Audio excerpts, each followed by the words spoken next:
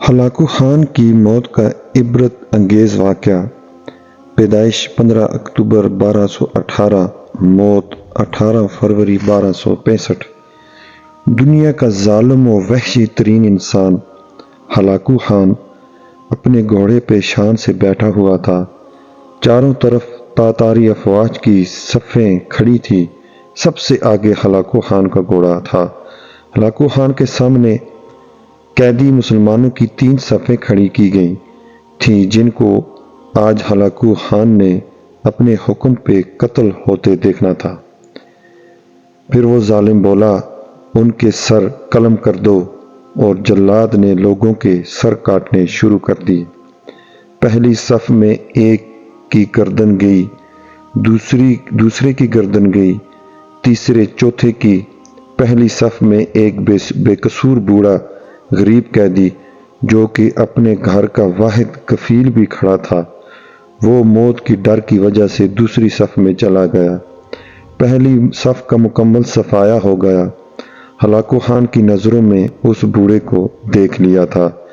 वो मौत के खौफ से अपनी पहली सफ़ छोड़कर दूसरे सफ़ में चला गया था। हलाकू खान घोड़े पे बैठा हुआ, हाथ में ताकतवर गर्ज लिए उछाल कर उससे खेल रहा था, और मुसलमान उनके कत्लों का मंजर देखकर इस खेल से खुद को खुश कर रहा था। जल्लादों ने दूसरी सफ़ पे तलवार के वार शुरू कर दिए। गर्दनें आन की आन में गिरने लगी। जल्लाद तलवार चला रहे थे और खून के फवारे उछल उछल कर ज़मीन पे गिर रहे थे। इस बूढ़े बाबा ने जब देखा कि दूसरी सफ़ के लोगों की गर्दनें कटकर उसकी बारी बहुत जल्द आने वाली है, तो वो भागकर तीसरी सफ़ में खड़ा हो गया। हलाकू खान की नज़रें बूढ़े पे जमी हुई थीं कि अब तो तीसरी सफ़ में आखिरी है।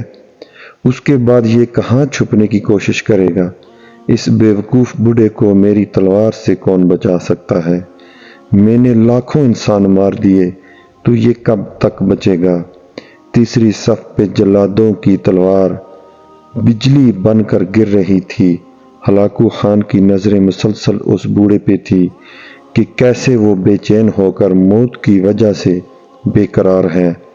तीसरी सफ़ के इंसानों की गर्दनें गिर रही थीं। जल्लाद बिजली की सी तेज़ी से उस बूढ़े बाबा को पहुंचा, तो हलाकू खान की आवाज़ गूंजी, रुक जाओ, इसको अभी कुछ ना कहो। बाबा बता, पहली सफ़ से तू दूसरी सफ़ में भाग आया, जब वो ख़त्म हुई तो तीसरी सफ़ में भाग आया। बाबा अब बता, पीछे तो कोई और सफ़ भी नहीं, अब तू भाग के कहाँ जाएगा। अब तुझे मुझसे कौन बचाएगा। उस बूढ़े ने आसमान की तरफ देखा और कहा, मैंने पहली सफ़ को इसलिए छोड़ा कि शायद मैं दूसरे में बच जाऊं, लेकिन मौत वहां भी पहुंची। फिर मैं दूसरी सफ़ को छोड़ दिया, शायद तीसरी में बच जाऊं। हलाकू ने गिर्ज को हाथ में उछालते हुए कहा, बाबा कैसी खाम ख्याली है, ये कैसी बहकी बातें कर रहे हो। भला तुम्हें मेरी तलवार से भी कोई बचा सकता है। बूढ़े मुसलमान ने ज़मीन व आसमान की हर चीज़ के मालिक उस वहदहू ला शरीक रब पर बेइंतहा यकीन के साथ कहा, वो ऊपर वाली ज़ात अगर चाहे तो कुछ भी हो सकता है। अगर वो चाहे तो मुझे तुझसे बचा सकता है। मुझसे कैसे बचा सकता है। हलाकू खान ने तकब्बुर में आकर दोनों बाजू खोलकर सीना फैलाकर कहा कि उसके हाथ से कर्ज नीचे गिर पड़ा। हलाकू खान चाबक दस्त होशियार जंगजू और चालाक इंसान था।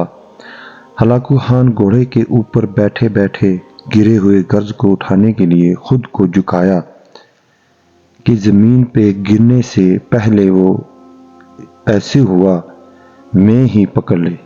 उसकी कोशिश में हलाकू खान का एक पांव रकाब से निकला और वो अपने घोड़े से नीचे आ पड़ा, जबकि दूसरा पांव रकाब में ही फंसकर रह गया।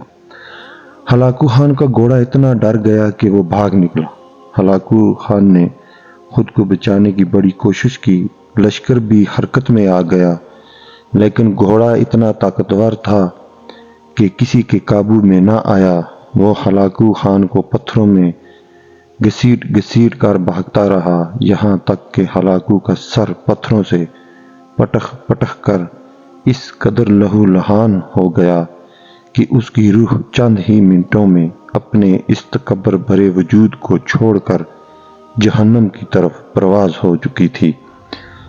لشکر نے جب بے انتہا کوششوں کے بعد ہلاکو خان کے طاقتور گھوڑے کو قابو کیا تو اس وقت تک اس کا سر بڑے طریقے سے کچلا جا چکا تھا۔ ہلاکو کا لشکر اس بوڑھے بزرگ سے اتنا خوف زدہ ہو گیا کہ لشکر نے اسے جان بوجھ کر نظر انداز کر دیا اور وہ بابا بڑے آرام و سکون سے پیدل ہی اپنے گھر کی طرف چل پڑا۔ مظلوم کی آہ سے ڈرو، کیونکہ جب وہ اللہ سے رجوع کرتا ہے تو قبولیت بہت دور سے اس کا استقبال کرنے آ جاتی ہے۔ یہ تحریر تمام اہل ایمان خصوصاً قانون و انصاف کے رکھوالوں کے لیے ہے۔ اللہ اکبر۔ وقت کے فرعونوں کے لیے مقام عبرت ہے۔